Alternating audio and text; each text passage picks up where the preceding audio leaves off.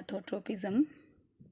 In this video, we are going to see from the NCERT class 9th, chapter 10 circles, exercise 10.5, sum 6.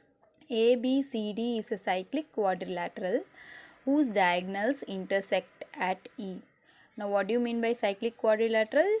It means a quadrilateral whose vertices are touching the boundary of a circle. So, we will draw a circle and draw a quadrilateral ABCD in such a way that all the points are touching the circumference of the circle. Next, if angle DBC is 70 degree and angle BAC is equal to 30 degree, find angle BCD. Further, if AB is equal to BC, find angle ECD. Proceeding and trying to understand what is given and identifying the concept with which we can find this. Given is angle DBC is 70 degree and angle BAC is 30 degree. They have asked us the triangle BCD. If we see, we can see that angle DBC is given and they are asking BCD, which means that we can consider the triangle DBC because we need one. Already one is given, so there must be some relation with which we can find BDC.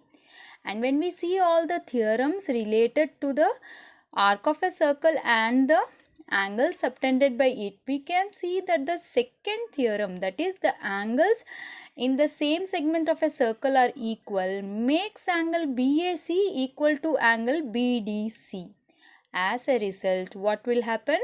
We can find that angle BDC is also equal to 30 degree. We will take the triangle BDC and from that sum of all the angles of a triangle is 180 degree. This is the angle sum property. From this we can find angle BCD. After finding BCD, they are also saying find angle ECD. Now what is the angle ECD? ECD is part of the total angle BCD. So if I want that, so this total angle and this ECD is related and we need to find angle BCE to ultimately find ECD. There is the clue AB is equal to BC also given. I need to consider then the triangle ABC. AB is equal to BC makes angle BCA equal to angle BAC because in an isosceles triangle, angles opposite to equal sides are equal. So this makes us find the angle BCE or BCA. Both are the same thing. So from this we are getting BCE, we already found BCD. So from this we can find that angle BCD is equal to BCE plus ECD. So ultimately from the steps 3 and 4 we can substitute the values and find angle ECD. So proceeding and solving the sum by forming the equations. Given is angle DBC is equal to 70 degree, angle BAC is equal to 30 degree. We'll keep this as equation 1 and also they have given AB is equal to BC. Let this be equation 2. Now we need to find angle BCD and EC.